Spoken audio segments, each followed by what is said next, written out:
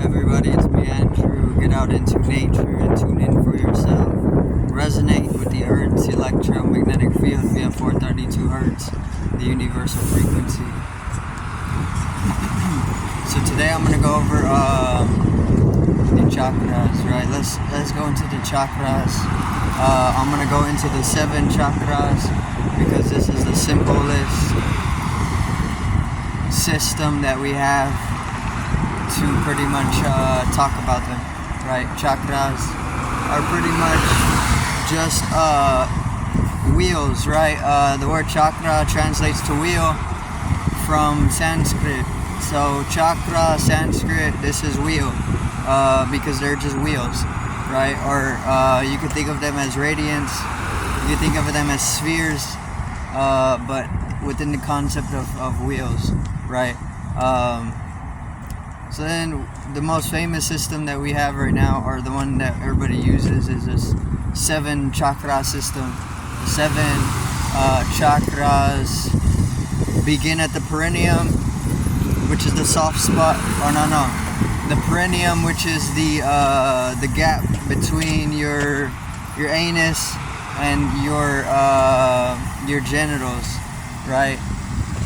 So that soft spot is where the first chakra is, or where the root chakra is, Muladhara, which is pretty much just the root chakra, right? It's rooting us to the ground. It's very close to the earth. I mean, our feet is pretty much closest to the earth as well, but this is one of the most main, along the central channeling when it comes to the chakras, and it's a lot more radiant than the other chakras that are closer to the grounding, to the ground of the earth. So then we have the first one. This is pretty much just all about our grounding, right? It's rooting us to the earth, survival, and strong balance. I'm just going to try to go through these simply. So then after the first one, the root chakra, there's the second. This is the sacral chakra, because it corresponds to the sacrum bone. The sacrum bone is pretty much corresponding to the sexual organs. The sexual organs correspond to the sacrum, or the sacral chakra, right? And this is pretty much where our sexual energy is. It lies there, or it is dormant there until it's used, right? The Kundalini energy likes to coil itself right up in the root and sacral chakra, and it lies dormant there until it's arisen, or it's risen. But you can say it's arisen because it's a flower that blossoms like a rose. So the second one is pretty much just corresponding to the sacrum bone, very close to the tailbone, and then also our sexual organs, where our sexual energy would be. So then we have the third. The third is the solar plexus. The solar plexus connects us to solar nexus, right? This is where the umbilical cord would be when we're being developed in the womb, right? The umbilical cord is what is nourishing us and allowing us to develop a lot of vital organs within the body. The umbilical cord is what connects us to our mother in a specific way, right? And it's that same tethering that connects us to the solar nexus, which is why it's called the solar plexus. So the solar plexus is the third chakra, and it corresponds to the color yellow because it vibrates in the rate of which the color is pigmented as yellow. or it manifests itself as a yellow shade of vibration. See, vibration, it goes through various different rates as it fluctuates, and it manifests itself in different shades of white light, right? And then shapes. But then the solar plexus fluctuates, it vibrates at a rate which is yellow, right? So then this is all about confidence, things like that. You trust your gut because it's the second brain. There's a lot of there's a whole nexus of nerve endings right here at the gut, and those nerve endings can also connect us to cosmic systems, which is pretty much the nervous system exteriorized outwards. Oh damn. Well then the next one is the Anahata chakra. This is the heart chakra, the Anahata chakra, and this one's very important because this is a bridging between worlds. I guess if you could say that, or if you want to say it like that, the Anahata chakra bridges the lower 3 chakras of the 7 to the higher 3 chakras.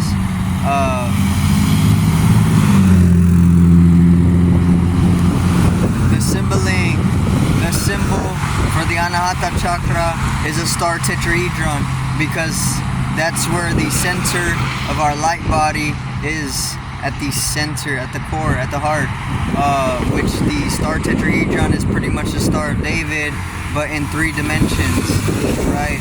So the Star of David, 6-point star in 3 dimensions, the star tetrahedron. This is the same shape as your light body, and that's the light body is centered upon the heart chakra as well, right? So then if you open up the heart, the experience changes completely, your perception changes, absolutely. And it can be one of the most life-changing experiences for anybody to open up the heart chakra. One thing that I wanted to go over is that a lot of people are kept regulated in the fluctuations of the bottom 3 chakras without being able to moment the energy or the Kundalini energy up to the heart chakra, right? There's reasons for that. There's reasons for why people aren't able to do that, because there's certain blockages. There's anatomical blockages that are developed in our system, kind of like the overgrowthage of skin, right? You can overgrow certain parts of your anatomy, right? And over time, as we develop, we can fixate on overgrowthages, things like this, and they can create blockages within our fluctuation, our light fluctuation, and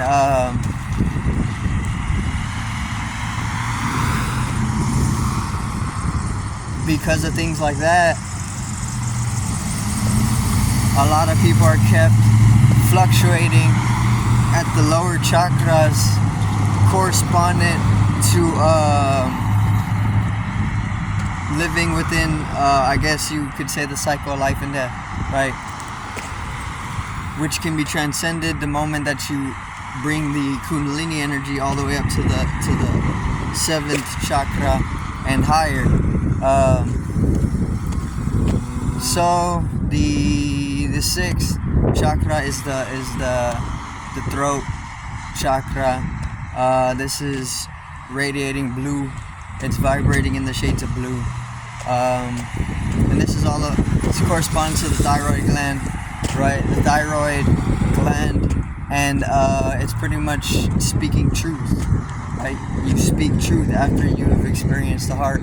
The heart is absolute truth, which is why it changes experience, absolutely. It changes everything that you know, or that you thought you knew, right? Because you can feel very, very deeply once you open up the heart chakra. It's a it's a quantum leap as well to open up the heart chakra and experience a deeper state of bliss within it.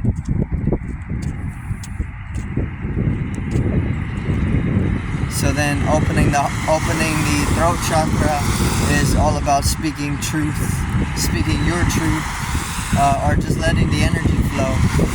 Right? This is the most simple way to see it or to perceive it, letting the energy flow, because that's really what it is. It's just letting the energy flow through, not allowing for the blockages to overgrow. You can think like rivers, they can become blocked, they can become clogged by gunk, whatever, toxins, anything, and the flow of the river can't really, it builds up and it just grows murky, and then it can even dry out if it gets bad enough. So then obviously you have to let the energy flow properly so that the river can keep flowing. So then the next chakra is the ajna, the third eye. This one will be located right at the brow, and this corresponds to the pituitary gland. And this is just intuition. This is the inner eye, the third eye, right? This allows you to pretty much travel with absolute clarity. This allows you to perceive right through people's bullshit, burn off your own karma, right? Self-reflection comes with the third eye, very deep self-reflection, which is also what brings in wisdom, and this is also what brings us the clarity and the self-reflection, right? So then going from the third eye, it goes to the crown chakra, the seventh, and this one is radiating in violet, right? Violet, which is like a pink color or a purple color. It can be pink though, or it can be light shades of pink. But the crown chakra is a 1,000-petal lotus. The 1,000-petal lotus is a very, very beautiful blossoming, and it's pretty much all about self-liberation on the level of transcendence, right? So once you bring the kundalini energy up to the crown chakra, which is also correspondent to the pineal gland and the soft spot where the ethereal tethering is, then transcendence will happen in a certain sense. You'll definitely experience samadhi if you're able to open up the crown or just get the energy flowing all the way upwards.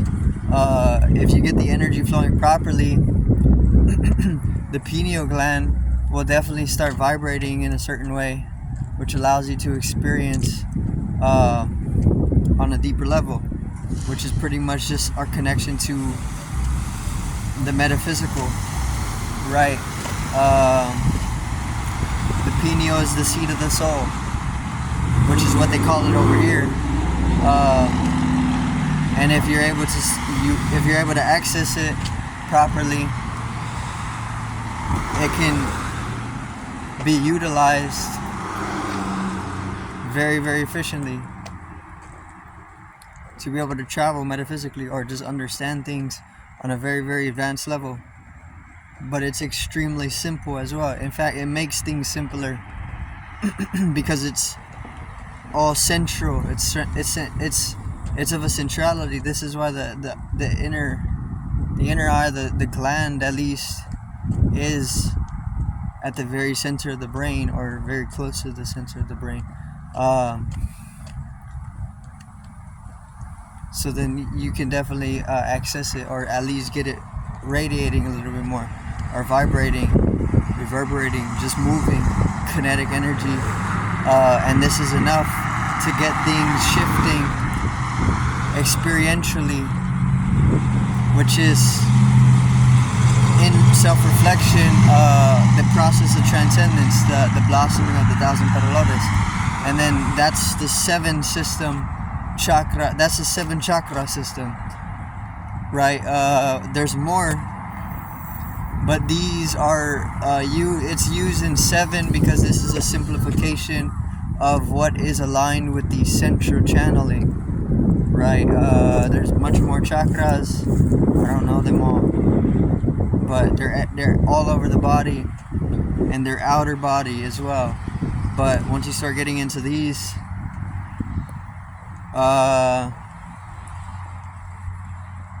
there's a lot more to say about it, obviously, but I'm not going to say about it. I'm not going to talk about it. I can, but I don't want to, because the seven system is very, very simple, right?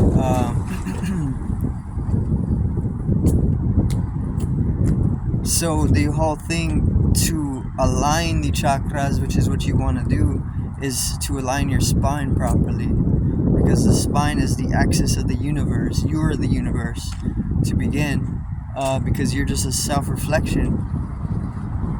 You're a reflection of the one self. You're the universe. You're perceiving it. It's perceiving you. It's just universal perception, universal consciousness.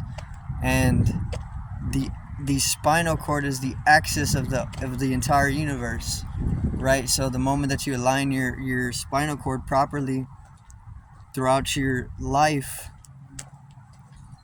that's all that's needed for the energy to start flowing up through. Obviously, you can do more to get potent momentum going of the sexual energy, of the kundalini energy, and the blossom of the flower, the ethereal energy, the electromagnetic energy is much more vivid if you're able to increase the momentum of things, or but all that's really needed is the alignment of the spine properly, because that's all that's needed for the energy to rise upwards. But the rising of the kundalini energy is definitely it can be definitely transformative, life-changing, right? Very, very beautiful too. Allows you to just experience life very, very deeply, rather than getting caught in superficialities, trivialities,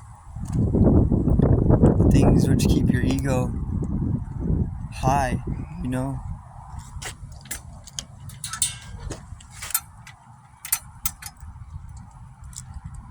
That's going to be it for today's video. I do thank everybody for watching once again. Peace out, one love, and have a great evening.